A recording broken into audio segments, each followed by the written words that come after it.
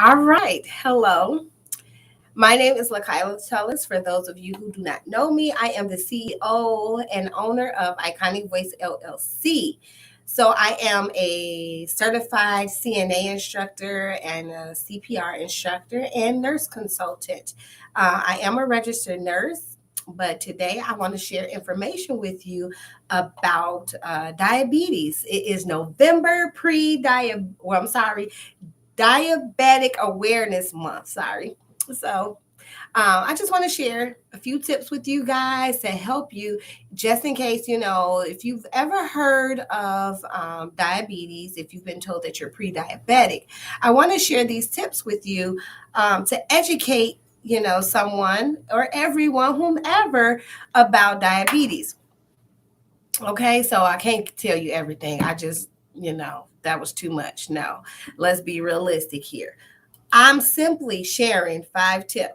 So let me tell you, according to the CDC, more than 1 in 3 adults have pre-diabetes. That's 88 million people. But the majority of people don't know that they have it. So, my first tip would be take small steps. Making changes to your lifestyle and daily habits can be hard, but you don't have to change everything at once. It is okay to start small. Remember that setbacks are normal and you do not have to start over, and it does not mean that you fail. But the key is to get back on track as soon as possible. Number 2, move more. Limit times you spend sitting and try to at least get 30 minutes of physical activity 5 days a week. Again, you can start small, slowly by breaking it up throughout the day. Number 3, choose healthier foods and drinks most of the time. Pick foods that are high in fiber and low in fat and sugar. Build a plate that includes a balance of vegetables, proteins, and carbohydrates. Drink water instead of sweetened drinks. Number 4, lose weight. Track it and keep it off. Okay, so you may be able to prevent or delay diabetes by losing 5 to 7% of your current weight. And number 6, I believe I'm still on track. 5 or 6, seek support. It is possible to reverse prediabetes. Making a plan, tracking your progress, and getting support from your healthcare professional and loved ones can help you make the necessary lifestyle changes. And this is so important because it may be someone in your household who may not even know that they're at risk.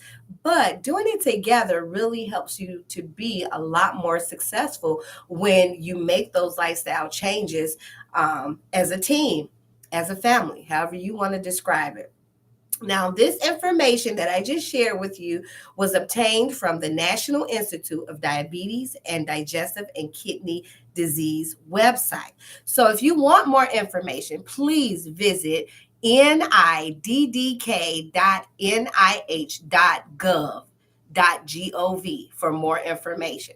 So, if you want any other information as well regarding diabetes, please visit the American Diabetes Association website and also diabetes.org. It's very important that you know when you're on the web looking for certain information that if it ends with .gov, gov, .edu, or .org, those are credible websites that you can read and understand their information. Also, the CDC.gov, their website offers information regarding diabetes. It's very important that we have these conversations. So I would like to share a quick story with you. This past summer, my 13-year-old son, you know what? I have a teenager. Teenagers go through these different changes, right? They're hungry, they're thirsty, they're tired, they're lazy, all types of things. They have a hormonal imbalance, males and females. So in this particular story I'm sharing, my 13-year-old, he just told me one day, like, Mom, I don't feel good. Okay, well, what's wrong? He couldn't tell me. He couldn't describe it. Okay, a couple days goes by, and he went to the store. He came back with like two liters of juice, and I'm thinking he bought them for the house. Well, he ended up drinking both by himself. Then he was complaining about the taste of the water in our house. And I'm like, what the heck?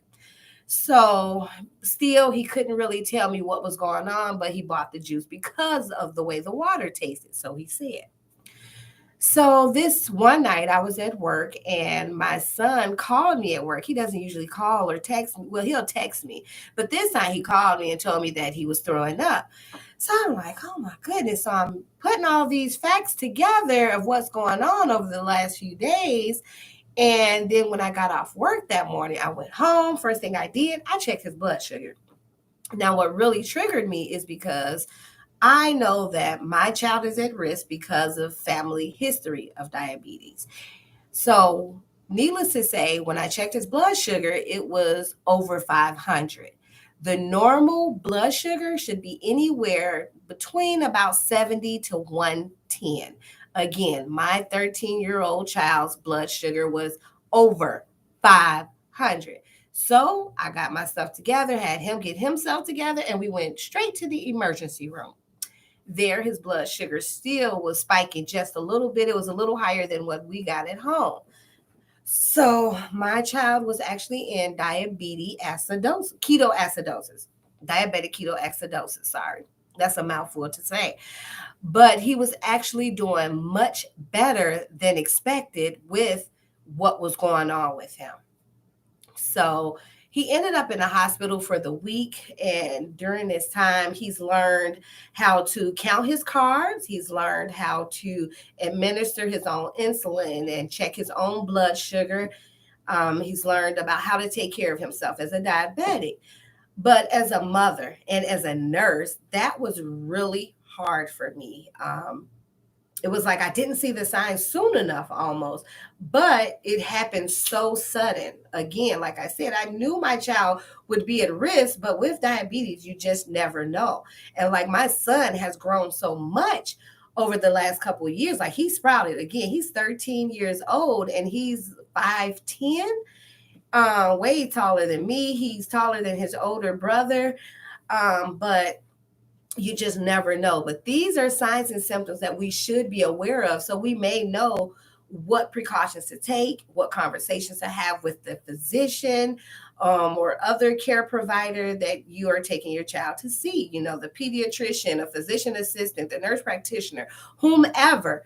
Make sure you're getting the testing done. Make sure that you're even teaching your child about activities because I know with COVID, I know that really took a toll on my children not being as active as he was before. Before he was playing basketball and he was really busy, but when COVID hit, it was like, everybody stay in the house. No more crowds. We're not going outside unless we necessarily have to. But now I'm letting him, obviously, he's out physically going to school. He's starting back to walk more. He's wanting to participate in things. He's going to the park and, doing the sports and activities he liked to do before. And his blood sugars are well better controlled right now. But I say this to tell you, it is very important to know these signs and symptoms. And again, to have the conversations that you need to have with your care providers. That's the most important thing. Follow up is important, and lifestyle changes is important. So again, my name is LaKyla Tellis. I thank you for anyone who is watching this video. Please comment and don't forget to hit the subscribe button. I am going to be more vocal and educating on different diseases. But because this topic actually was so near and dear to me, I always like learning about diabetes and taking care of diabetic patients. I had to start here today. It was the perfect time.